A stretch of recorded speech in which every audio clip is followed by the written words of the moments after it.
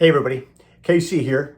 So just some final thoughts following up on last week's GMDC-Retail Tomorrow Mid-Year Meet-Up, where we learned an awful lot and had some very interesting conversations about where technology is driving the business.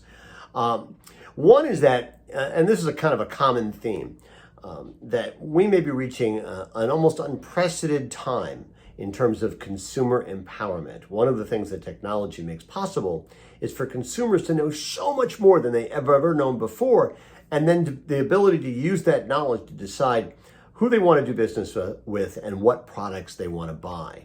Now, that's not to say that every consumer is going to use the empowerment that is at their fingertips. It doesn't mean that every consumer is going to be interested in making those kinds of decisions, which may have as much to do with values as value.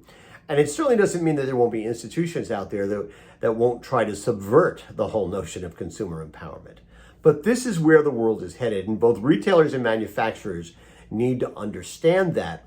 And understand that consumers are going to be able to make decisions with a level of knowledge that they've never had before. At the same time, if retailers want to deal with these empowered consumers, one of the things, and somebody said this, and it was really right on target as far as I was concerned, they have to understand that retailers can no longer just be transaction oriented. They have to become service providers that happen to sell products, not be sales companies that are providing some level of service. That's not where the modern consumer wants. They're very service oriented. Again, not every retailer in every market, but I think this is a very good marker for where things are going in the future. And if retailers are going to become service providers to a greater degree, and they're going to be able to cater to empowered consumers, one of the things that they're going to have to do, because a lot of this is going to take them beyond their expertise and beyond their skill set, they are going to have to link up with third-party providers. They're going to have to be willing to share data, but it's going to be incredibly important for them to be in control of the platforms that are going to be developed.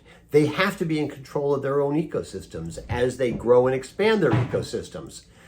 If you give up control of your ecosystem, then you're giving up control of your business. You're giving up control of your customer, and you may end up losing your customer and losing your business.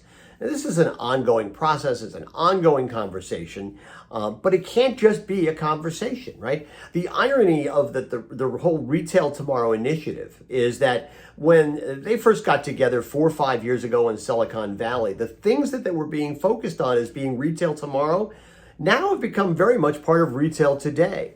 And it's all picking up speed. It's accelerating.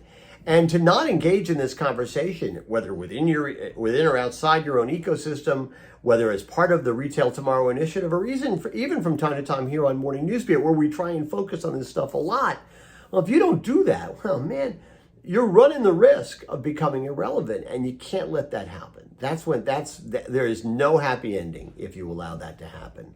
Anyway, that's what's on my mind this morning. And as always, I want to hear what's on your mind.